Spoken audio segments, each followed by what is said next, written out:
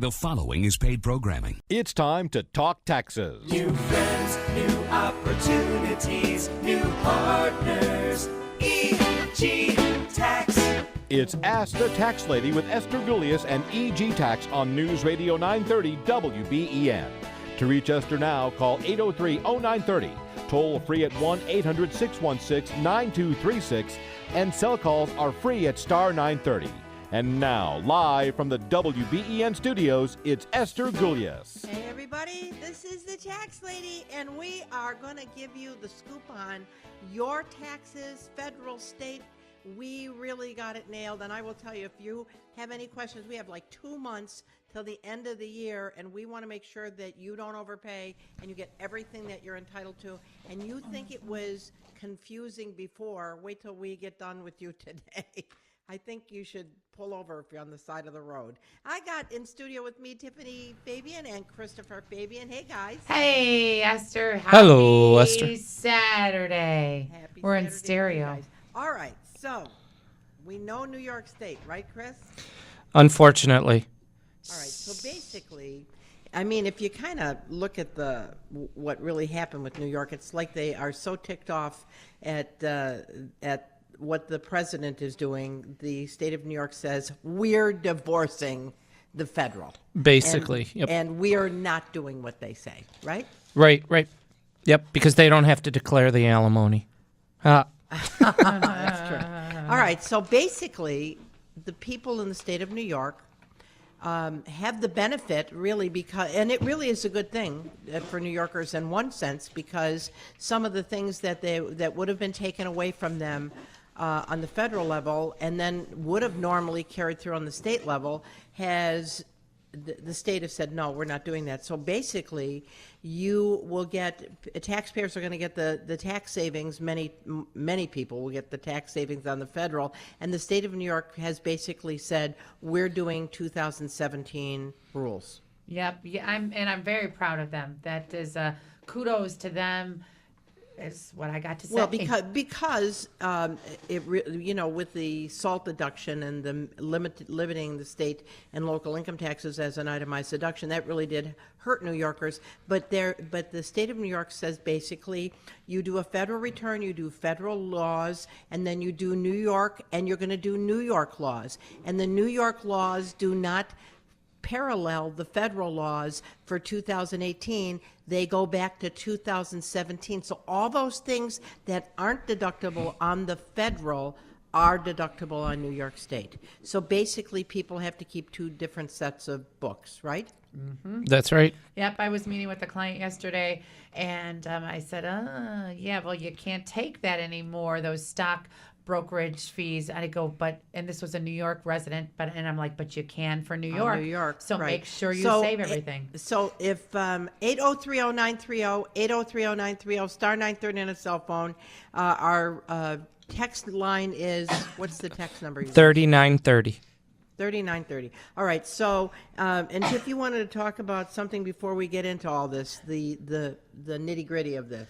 Oh, well, I just wanted to say that we have a target date for moving into our new corporate office, and we're so excited. It's like unwrapping a new Christmas gift at Christmas. And the 10th of November is our target date to move into our new office. And I feel like blink. We got there really quickly, and we're very excited. It's on Colvin. And our new office address is? 1890 Colvin. And by the Blue Jet. By the Blue Jet, yep. By Veterans Park in Tonawanda. Right. And we have lots of parking, so nobody has to crawl over snow piles anymore, thank God. Yes. Right? Yep. Okay, so let's talk about what now a New Yorker can take on their New York return that you cannot do on the federal. All right. Well, first of all, on the federal, moving expenses are no longer deductible. But if you have moved into New York State, unless you're military, by the way, on the federal, if you're military, you can take moving. But with the change in the tax law, if you moved into New York State, the 3903 that you would have done for a moving expense adjustment on the federal is gone. But on New York State, it's there. You can take it. I mean, that's right? even if you like move from Buffalo to Syracuse, Albany to Buffalo. It's not just moving into New York Or State. from Yeah. Texas to Buffalo. Right. I mean, any moving expense moving into New York State or around New York State that's would have been deductible in 2017, even though it's not deductible in the federal, is deductible on New York State. Correct. That adjustment, right? Yep. All right. All property taxes on the federal are capped at $10,000, including your state withholding and state sales taxes and foreign income taxes. 10,000 is the max. And so it's like state of New York kind of gave that special finger to the federal government and says, great, that's how it is on the federal. But on New York State, whatever you have in property taxes, if your property taxes are $25,000, you get to take them. Right. Yay. And if you had property in Arizona, you get to take it. Well, but of course, your state withholding is not deductible because it never was deductible before. I was talking to a client in South Carolina the other day, and their property taxes were like $900 for the year, and I'm like, really? And so I'm glad that we get to take our property taxes because we don't pay $900 here in New York. They're a lot more. Yeah. Now, because state withholding is not deductible on the state return, never has been, because it's not probably going to be deductible to many people because of the $10,000 cap, you might want to rethink making your New York State estimates this year because many people won't get that benefit on the federal, right? That's right. Yep. So if you're somebody that, let's say your property taxes on your house are $8,000 and you paid $6,000 in state withholding, that's $14,000. They're going to cap it at $10,000. Why would you pay New York an estimate this year? It won't make any difference. Right. You're just giving them their money very, very early, and But it's not when benefiting. you do the New York return, you're going to be able to take the full $8,000 and any other taxes you paid. Maybe you have property in Arizona, or you have a rental property in Long Island or in Chautauqua. Or personal residence, rather, second home. That's all going to be deductible, regardless of the $10,000 cap. Yep. Right. That's correct. Right. Pretty And, cool. all right. The other thing is mortgage interest and home equity. Now, this year on the federal, you can only take acquisition indebtedness and indebtedness to remodel or improve your personal residence, primary and secondary. Now, on the federal, that's the way it's going to be. But on New York State, they say any mortgage interest and home equity, regardless of what you did with the money, is still going to be a deduction on New York State, right? Right. And the mortgage isn't going to be capped at $750 like on the federal. It's now going to be back to the million. All right. So again, so you can see how you're doing your federal return with your left hand, and on the right hand, the state of New York has completely, pretty much decoupled many of these things in the past that they've said one follows the other. This year, they're not following the leader at all. Wow. Right? I was doing a client, we were reviewing their year-end stuff, and I'm like, oh my God, tax season is going to be, it's going to be a learning curve. Once I get over the curve, I'll be good, but it's going to be. Well, the thing is, the state of New York, the difficult thing is to make sure that clients are aware of this, because they would want to make sure that they take these extra deductions on the state of New York because it saves them money. Yeah. And it's absolutely worth the time. Unfortunately, you have to basically have a set of rules for the federal and a set of rules for New York State. And then, sorry, Chris. I also want to say, you alluded to this earlier in the week, Esther. You said you really want to make sure you have all your backup now, and you want to make sure you have all your checks and your receipts, because New York State is now going to manage a lot of these itemized deductions, and so they're driving the boat. You know? So what you're saying is that New York State many times doesn't relinquish refunds until they're sure that it's absolutely correct, whereas the federal government will relinquish the refund, then audit you later. Right. The state of New York holds on to your money until you prove your deduction. So you want to make sure that you're doing good record keeping, number one. And number two, I would change my New York State withholding so that you don't get a great big refund, because now with the state of New York probably going to peruse these deductions, they may hold up your refund for quite a while. So number one, you want to make sure you have your deductions, your proof of deductions. But number two, I wouldn't get a great big refund from New York State. We've preached that for a long time. Yep. I'm Esther Golias, the tax lady from EG Tax, 803-0930, 803-0930, star 930 on a cell phone. If you have any questions, like how does this affect me, call us, 803-0930, 803-0930, star 930 on a cell phone. We're going to take a short break.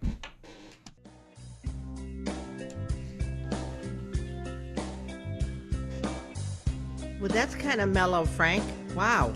Usually he has da-da-da-da-da-da-da-da-da-da. I don't know what group is that, but we're happy to hear it.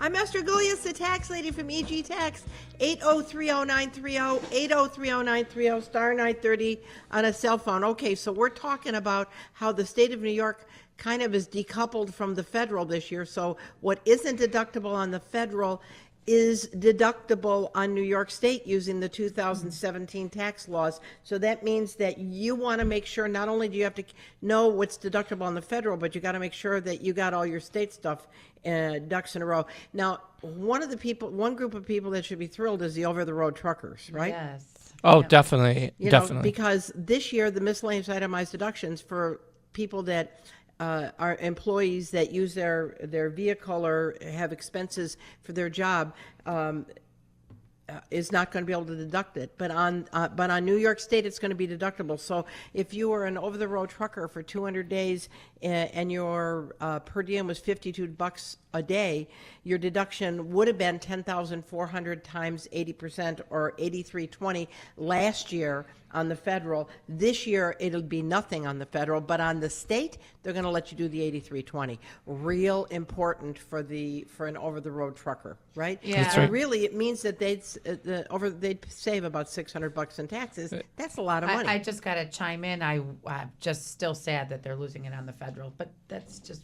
Well, I got to believe somebody's going to challenge this, because really they're putting people that are employees in one class, but if you were self-employed, it would be deductible. Right. So we'll see how this all shakes out down the road.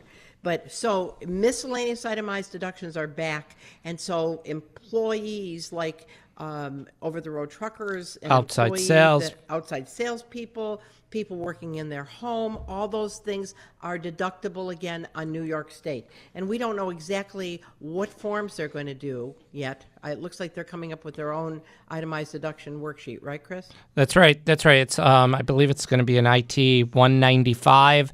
The forms, you got to love New York State, are not ready yet. They don't even are close to developing it, but they know what they're going to do. They just have to do it. But the cool thing is we're letting our people know. That's right. We're That's letting right. people know. Which we've said, to our clients last year, just hold on to everything. Right. You don't know what's going to Everybody that listened happen. to our show, we kept saying, we think this is what's going to happen, and it is. So you want to make sure. So if this saves you $1,000, if you're able to take this stuff and it saves you an extra $1,000, $1,500 in taxes, that's a lot of money. It is. And can you believe New York is leading the road in this? Mm-hmm. I mean, is California, New Jersey, Massachusetts, Georgia, the other higher states, are they going to follow suit and say, okay, well, let's do Nobody has property taxes like New York State. Well, right. California and New Jersey do. I don't think California. I think they have a cap on their property taxes. Oh, okay. I think they do. I think that was that amendment that they had. But New Jersey for sure, right? Yep. Why don't we go to the phone and talk to our buddy Larry? Hey, Larry from Georgia. Hey, Larry, how can we help you, sir? Oh, darling Esther, thank you so much. Just quickly, I want to say, Chris, Tiffany, you guys have the greatest kids. I mean, Thank you, Larry. You too. Right back at you. Just love you guys. Very quickly, heads up. I sent Chris and Tiffany an email on the. Yep, I got that, Larry. It's New York State they did have that out there. It's the charitable trust setup that they had to have done by beginning of October, and no cities around us in New York State did set that up.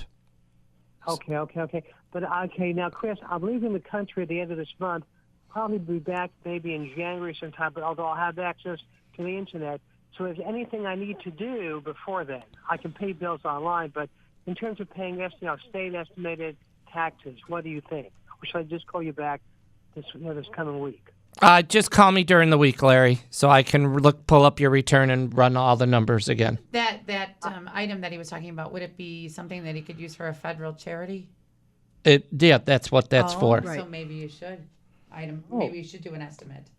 It's not an estimate, he Tiff. won't It's be a able charity. to take it though as an But- itemized deduction. But what I was saying is that if he uses that as charity, then maybe he'll be able to itemize, and hence the estimated payment is what I was saying. Right. Oh. And Chris Well, is it's saying really that not we an should estimate, call. though. See, the charitable contribution is a charitable contribution. It's know. really not an estimate. I know, Okay, but I'm all saying right. that he can itemize because Right. he has that charity. Okay, but you were saying it was an itemized deduction, and it's not. It's a charitable contribution, not an Right. estimate. right. Right, So- right. He right. wants to do both. Right. So, Larry, Okay. call me during the week. All that to say that, right? Monday. Yes. All right. Thanks, Larry. What did, All right. did he say? I'm something Esther Galias, the tax lady from EG Tax, 8030930, 8030930, star 930 on a cell phone. So just to let people know, I know that that many counties hadn't, in New York, hadn't set up that charitable trust, but it doesn't necessarily have to be a county that you live in, does it, Chris? Well, it's where your house. I mean, because what they were doing was you could pay your property taxes through through this But charitable I think there's trust. also another charitable trust that the state of New York set up that was to pay for medical and to pay for health insurance. And that's something the state of New York set up. So that's something that people might want to do as well if they want to contribute to, if they want to put money into the New York State charity. And there is a credit that they have for that as well. I think the state of New York really has been trying to figure out how to make things more equitable to the taxpayers in the state, and so there's several things. But again, as those things unpeel, as the onion unpeels, we'll make sure that we let people know. Exactly. Right? All right, we have a text if you want to read the Yep, text. there's two texts, and the first one is Esther, even mortgage interest on New York is what they're referring Yeah, to. so on the federal, unless you have mortgage acquisition indebtedness. In other words, I buy a house, it's $200,000. I got a mortgage for $180,000. I'm making that payment. The interest on that is fully deductible on the federal and New York State. But let's say 2 years later, after we have the house, it's now worth $300,000, and we decide to take $50,000 out to pay our kids' education expenses. We do a home equity. On the federal, that $50,000 home equity would not be deductible. On New York State, it would be deductible. Right, Chris? Correct. So even mortgage interest, the answer So is yes. mortgage interest for non-acquisition or remodeling indebtedness is going to be deductible on the state of New York, but not on the federal. Yep, Right. that's right. All right? So that's something that people have to keep track of. Yep. And you gotta, and you really have to, when you're filling in that form, even though they're sending you the 1098 from the bank that says that you paid X amount of interest, it may not be deductible. And the burden of proof is on you to make sure that what you're putting down is correct, because we were at a seminar not long ago, and they were saying that that the federal government will start auditing those people, saying prove where the interest came from on this mortgage deduction. Yep, that's right. Right? Yep. Okay, and then we have another We text. do.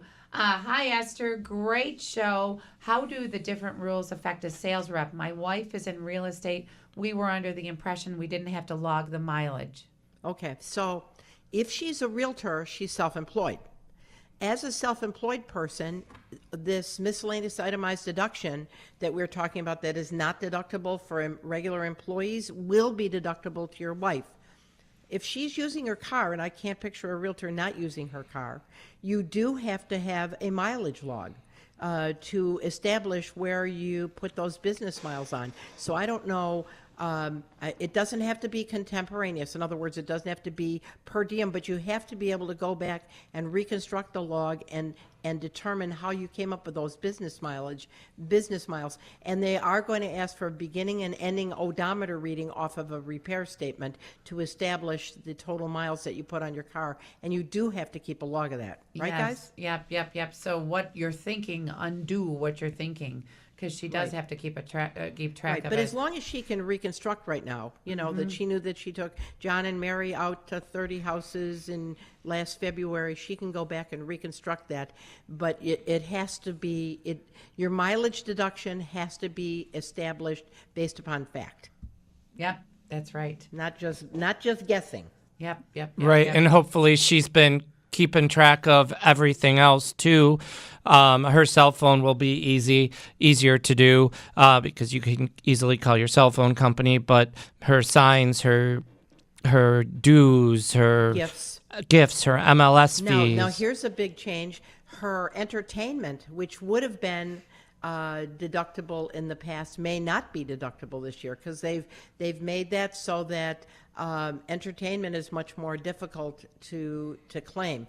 So all of those kind of things. What we suggest you do is give us a call at 632-7886 or email us through our website at egtax.com, and we'll be very happy to talk to you about what's deductible. And we even have a book that we'll give to her that she can keep track of her business expenses on. Yep. It's a mileage log book, and she can keep. And then there's also a Schedule C book for taking care of and writing down all of her expenses. I'm Esther Gullius, the tax lady from EG Tax, and we're talking about how the state of New York has kind of gotten a divorce from the federal and what that means to you.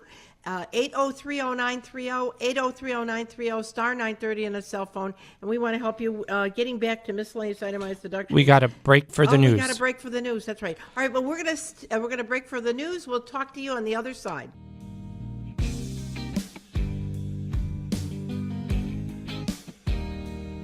Hey, I'm Esther Gullius, the tax lady from EG Tax, 8030930, 8030930, star 930 on a cell phone, or you can text us at 3930.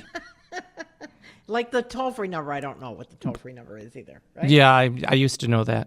All right, so let's talk about some of the things. We're talking about how New York State has pretty much decoupled from the federal. They're going to make you use the 2017 tax laws to do your state return, which is good because in the 2018 tax law changes in the federal, they eliminated a lot of the miscellaneous itemized deductions. And what they did was they increased the standard deduction. But the state of New York is not increasing the standard deduction. So they're letting you go back and use the 2017 tax laws, and that will save you a lot of money. But unfortunately, it makes you keep a double set of books. Yep. So we were talking about how moving is deductible, the property taxes and is not going to be a problem anymore. Mortgage and home equity is going to be deductible. Miscellaneous itemized deductions, the employee business expenses. If you're an employee, it would have all dried up on your federal return this year. But on New York State, employee business expenses are still deductible. That's Correct? right. That's right. Even the ones that aren't, like for a self-employed person, it was coming down to being you could only take out your employees. Now in New York State, it's you could take out your clients.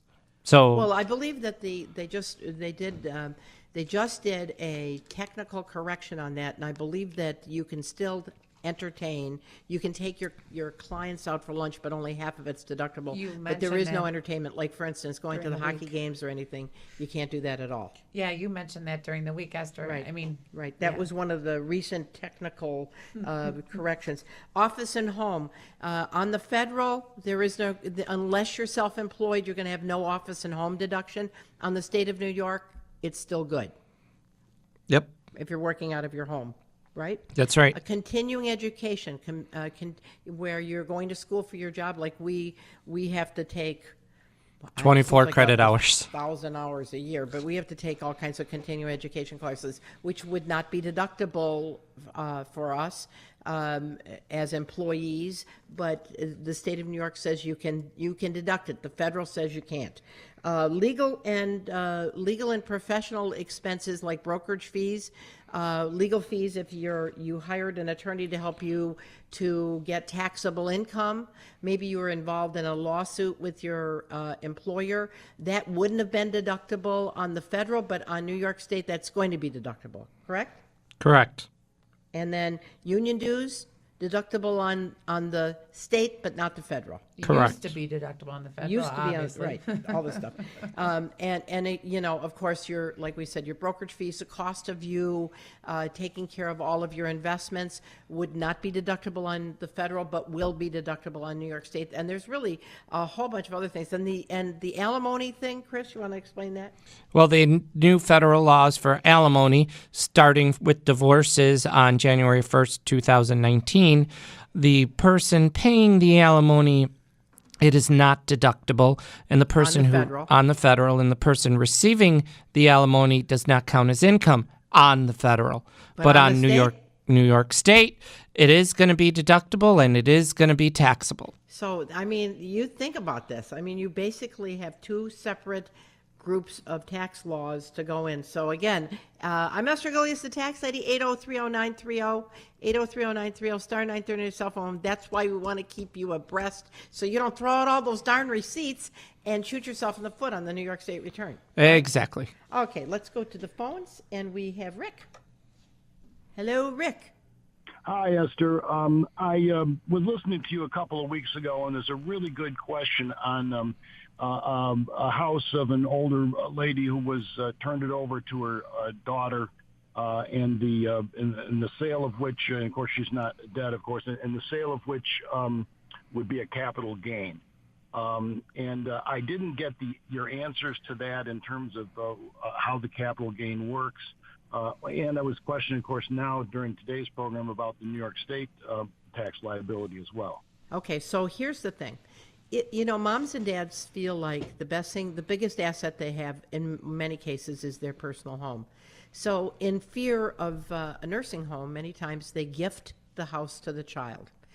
If they actually gift the house to the child, and upon the parent's death, sometime later, the child then sells the house, what the IRS and the state of New York would use as a basis for the gain or loss would be what mom and dad paid for the house, plus any improvements that they made, plus any expensive sale. So if mom and dad's house cost $40,000 and they put $20,000 in improvements, and it's $10,000 to sell it, there would be a $70,000 adjusted basis. And if the kids sold it for $270,000, then the kids would have a $200,000 capital gain, of which the maximum they could pay is 20% on the federal, and the state of New York doesn't give you any break for capital gains at all. However, tell them what would happen if they would have done a life estate, Tiff or Chris.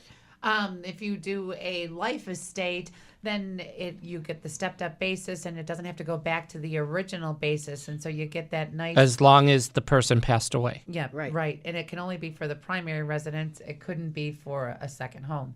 Right. So if instead of mom and dad gifting the house away to their children, if they went to an attorney, did a life estate, mom and dad get to live in the house for as long as they want. The taxes are still taxed at the lower rate. They still get the star exemption. But over a period of time, the house basically a little bit of the house is still owned by the parent, but it's protected by by a nursing home over that 5-year period. And then the kid, upon their death, the parent's death, the kids get the stepped up basis, which means that if it's worth $260,000 upon mom and dad's death, their basis is $260,000. Nobody pays taxes on it. Okay, and that that was very clear. I really appreciate it. Now, what if they sell it before the death of the parent? Well, then you got a problem because it's a life estate. Now, if let's say the parent is living in the house, what I would suggest they do is the parent would say they have to move to assisted living. Okay, all right. So again, until the parent if the parent sells the house, like if the estate is nullified, if the and the parent takes possession, then what happens is the parent could sell the house, there'd be no taxes, but unfortunately, the money that's in the house would be an asset that the nursing home could go after.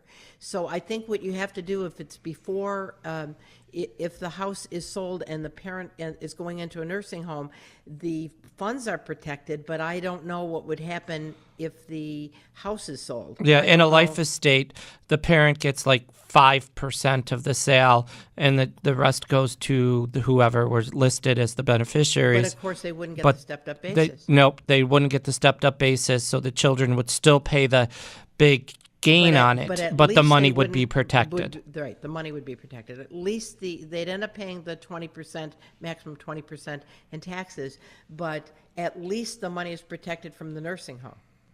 Okay, so the life estate is the big protection then. It really is. Yeah. All right, thank you. That was very clear. I really appreciate it. All right, thanks for calling.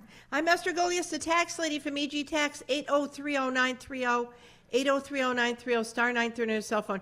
And that's the whole thing. I mean, we certainly don't want a nursing home to take all of the money that your parents had set up. So you want to make sure that you talk to somebody who really knows the ins and outs of the states. And so we have Jeffrey Katz, who's a sponsor, Dennis Kitchen, the sponsor of Ask the Tax Lady. And those are two great people, but there are great professionals out there that can help you in elder planning, and I would suggest that you do that before just sitting around at the Thanksgiving dinner table and having grandma say, we're going to give away the house. Say, wait a minute, wait, we got to go talk to somebody, because there's a smarter way to do it, right? Yep, absolutely. All right. I'm Esther Golias, the tax lady from EG Tax, 8030930, 8030930, star 930 on a cell phone, and we have another call. We do. We've got Mary from Buffalo. Hey, Mary. Hi, Esther. If somebody does a collection for a family who maybe has gone through a tragedy and wants to present, like, for example, a GoFundMe page or just like a collection at a business or something, is that money, when it's given to that family, taxable to them? It was very interesting, because Sandy Beach was asking about that the other day. Remember when Kavanaugh. No, Ford. Yeah, The lady for that Ford. was- Yeah, right. during the Kavanaugh hearing. Ford had a GoFundMe page of Couple hundreds of million? thousands, right? Was it that much? And Sandy was saying, is it taxable? So you get a gift that's not tied to any performance, in other words, that it's truly a gift.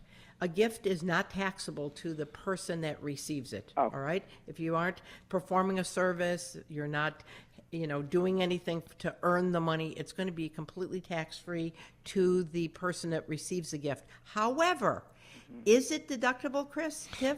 No, since it doesn't count as income for the other person, it's not going to be deductible for the person who donates Because it the didn't money. go through a 501c3 charity. Yep. Okay, well, that was never the issue anyways, but just wondered, so you could literally even give, like, cash that was collected to this family, for example, and then there's no repercussions on either end, right? No, not at all. But be careful that the people that are writing the gift, that they don't think that it's going to be tax deductible, because unless it goes through a qualified not-for-profit charity that the IRS says is tax deductible. There's a not-for-profit charity, but not all not-for-profit charities are tax deductible. So it's got to have a 501c3 designation. Okay, that's great. Okay, you answered Okay. the question. Thank you so much. Thanks for calling, Mary. And a lot of people get that wrong. A lot of people will deduct money from the GoFundMes, but you can't. And so it's something that's really often mistaken, Right, that's true. Yeah. I mean, that doesn't mean that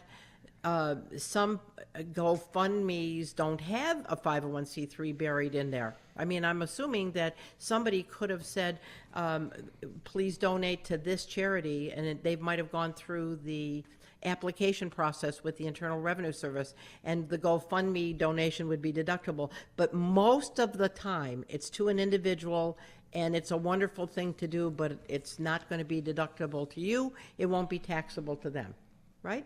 Correct. All right. I'm Esther Golias, the tax lady from EG Tax, 8030930, 8030930, star 930 on a cell phone. We're going to take a short break, and we'll be back and give you some more goodies on the other side. Keep making noise! Keep making noise! Yeah! All right, Frank, that's a good one. I'm Esther Gullius, the tax lady from EG Tax, 8030930, 8030930, star 930. We're talking about what I'm sure most people don't know about, that the state and the federal kind of have two different tax returns with two different set of rules this year. And even though you can't deduct it on the federal, the state of New York says, oh, well, wait a minute, we're not going to do that to the people of the state of New York. And so you're going to benefit on the federal with a lot of these changes, some not so good, but for most people, especially with people with kids, they're going to make out like bandits. Everybody's going to get a tax percentage decrease. But on the state of New York, those things that wouldn't have been deductible on the federal are still in the law, because you're going to go and use 2017 tax laws. So you got to really put your thinking cap on when you're doing your tax return. Something that we want to make sure, Chris, why don't you explain how people that have rental properties that want to do the pass-through, how important it is that they treat that rental as a business. I mean, they have to do it as a business. You have to have separate bank accounts. You have to show that you're there a lot. You have to show that you're active, and not just active participation. I collect the rent check. You have to prove you're really active. You're the one that's over there cutting the lawn. You're the one painting. You got to show that it's your business, that the pass-through will work then on a rental property. Obviously, if you have like 5, 6 rental properties, and that's a little different. But for the person who only has a double, the pass-through may not work for the rentals. Right. In other words, what they're saying is the pass-through deduction that many people are just getting used to is going to be a 20% deduction after standard deduction or itemized deduction on the federal return. The state of New York is not going to allow this either. See, this is where they're getting a divorce. Federal says one thing, state of New York says the other. But on the federal, they will not allow a pass-through on rental property unless the rental property is handled as if it's a business, even though it's a passive investment. So you have to make sure that you're not commingling funds. If it's just one little fluff thing that you're doing, and you just got one tenant and they've been there for 40 years and you haven't raised the rent, and really they do the lawn and maintenance, you're not going to get that. You're not going to qualify for the rental pass-through. But if you have, and one of my clients has like 40 rentals, that's what he does for a living. And he has a separate bank account. He's out showing, he's renting, he's evicting, he's, chasing people down, he's buying new appliances. This is what he does for a living. He will qualify for the 20% pass-through. Yeah. So it'll be 20% of his net profit, or if his income is over $315,000, or actually over $415,000, between $315,000 and $415,000, there's this phase out. But if it were over $415,000, then it would have to be half of his wages that he pays, or 25% of the wages he pays, and 0.025% of his adjusted basis, I think. So it's one of those three. But for most people that are under $315,000 married filing a joint return, or 157.5 single, the 20% pass-through is going to be after itemized deductions on the net profit of your business multiplied by 20%. Not to mention, if you have a non-for-profit rental, which goes on line 21, you used to be able to deduct those expenses as a miscellaneous itemized deduction, and you can no longer do that. So on the federal, but on New York State, you can. Right. So that's yet another reason you might want to revisit your non-for-profit rental status. Oh, that's for sure. What Tiff is saying, so let's say that you have this lovely lady that's been upstairs for 30 years and her rent is $200 a month, but you could get $800 a month from somebody else. So really you're giving them a $600 a month break. That $200 that they're getting is not only not going to be offset by the expenses that you incur because they've just changed the law, but that $2,400 a year, 200 times 12, 20, is going to be income on line 21. Yep. So you either have to go up there to that lady and say, sweetie pie, you owe me $800 a month, or else you can't take the expenses to operate that, and it becomes income to you. And so it precludes you want to really think that through. Precludes you from getting that possible 20% pass-through credit too. Right, well, it's going to preclude them to do everything. Yeah. Okay, and then we only got a couple months left of the year. Make sure you do your RMD. If you're age 70 and a half, You have to make sure you do your required minimum distribution.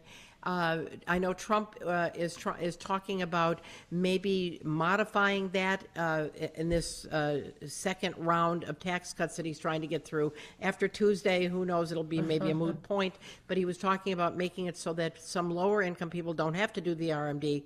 But one way that somebody can get around the RMD is using it for charity, right, guys? Yep, which is pretty cool. You take your RMD and you give Out it of to your IRA. out of your IRA, and you roll it over to a qualified 501c3, and that way you don't have to declare it, and it's going to a really And good it fulfills cause. your required minimum Yep. distribution. So let's say that you are somebody that had to take $9,000 out of your required minimum distribution, and you are somebody who gives $5,000 every year to church.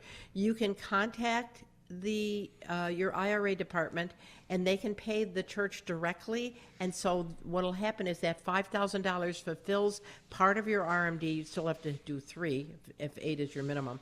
That will fulfill $5,000 of your required minimum distribution, and only 3 of it, if that's what you took out was 8, would be taxable on your tax return. So that's a way around it, right? Yuppers. Okay, and then then the other thing is you want to make sure that you are well aware of what you need to do to have your expenses be a write-off. Like, for instance, on the itemized deductions on the federal, you might want to double up on your deductions. Like, for instance, maybe medical. Maybe if you have an opportunity, you're going to spend some money on, you're paying a nursing home or just started paying a nursing home.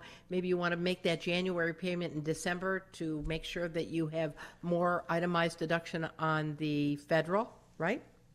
Correct. Or maybe property taxes on your second home, because those will still be deductible. You want to make sure you get to that $10,000 threshold by making sure that all your itemized deductions are there. Make sure you put money into your pension plan. Yep. How many times have we talked about that? A lot. It's probably a really good idea. If we, it's really, really, I was meeting with somebody yesterday and we were doing year-end planning, and actually she's going to end up owing a couple of thousand, because I know we've said this before, but they changed her withholding the tax tables. And so she's been getting more in her paycheck. And so her and I sat down, and she needs to do an estimated payment before the end of the year. Let's visit that, Tiff, so people understand. When the Trump tax cuts came into effect, what they did for effect, because Right. Trump is a showman, as we all know. And so what he did was he made sure that all the withholding charts were adjusted so that people got less taken out of their paycheck. Well, that's great if Right. the less that they're taking out really reflects what your tax situation is going to be at the end of the year. But remember, now we're in New York State, so a lot of things that would be deductible on the federal return in the past is not going to be deductible this year. And so many people, especially people without children without children under the age of 17, are going to find out that they aren't getting a big tax cut. Yep, Right? yep, At that's least the right. state of New York is and coming through. these folks had no kids; they were Right, so you just employed. want to make sure that you don't get shot in the foot at tax time. Now's a good time to find out if you really have had enough withheld, because if they haven't been taking out as much, maybe it's $50 a week that's been less withheld. That's like almost $2,800 that you Yeah. didn't have in withholding, and you may end up owing at tax time. So now's a good time to find out, and they can call us at our office. Yep, right, guys? at 632-7886. Another thing is her husband got to retire very young, and she's still working. So I counseled her to have him put $6,500 into an IRA and do a spousal IRA, and that helped the answer a lot. Now, of course, that's still deductible on the federal return. There's Yep. been no Yep. change there. That would be federal and state. Those are still the same. Yeah, that's Right. right. But 6,500 the thing if is, you're your over pension 50. is a great tool to so if you find out, like you give us a call and we say, oh, well, you're going to owe $2,000, and you haven't maximized your 401k contributions at work, it gives you an opportunity to put that money into your pension plan at work, reducing your taxable income, and that may be enough to offset the money they didn't take out of your paycheck. That's right. That's right. And not to mention, if you're not contributing and they're matching, that's really stupid, because then you're losing free money. Right, because let's say that there's a 3% match. Your salary's $30,000. That's 3% times 30,000 is 900. Once you put 900 in your pension plan, they put 900 in as well. That's 100% return on investment. And if you don't do it because you just haven't signed up, shame on you, really. It's you know, it's like one of the worst things you can do. And really, you can be working, let's say you already retired, and you're working at a place that has a pension plan. Maybe it's a second job, and you think, they offer a pension plan, but I never thought about doing it. Why not? Right. Some people, and the other thing is, if you are working that second job, you might qualify for the earned income credit too. That's right. You can get an earned income credit even if you, as long as you have lower income. Usually it's under around 18,000. Married filing a joint return, actually, I think it's more like 20. And even if you don't have children, and you're under the age of 65, so you'd be surprised what's in the tax law. But again, if you don't ask, nobody can help you. Yeah, you really want to pay attention, and that's the right thing to do, is to just make a phone call and double check before you pull the for those of you that just tuned in, the state of New York has decoupled from the federal pretty much completely this year. When you're doing your New York State return for 2017, for 2018, you're going to use 2017 rules, which means that all those things that aren't deductible because they increase the standard deduction on the federal, the state of New York is not going to increase the standard deduction. They're going to allow you to take the things that would have been deductible under the old law on the New York State return. So basically, you end up having to think about two different sets of rules. Is it worth it? If it's $10,000 in expenses at 6%, it's $600. I think it's worth it. You know, in a perfect world, I wish New York State would have let everybody know sooner, because I think of we're almost towards the end, and all the people who... Well, we're going to do the best we can to let everybody know. Yep, all right? Yep, but during the week, if you need our help, you can go to our website at egtax.com. Our phone number at our corporate headquarters is 632-7886. That's going to stay the same even though we're moving to 1890 Colvin. So we'll be there November the 10th. Anyway, during the week, talk to your friends about this. Let them know if you need help. EG Tax is there to help you. Have a great week. We love you. God bless. Bye-bye.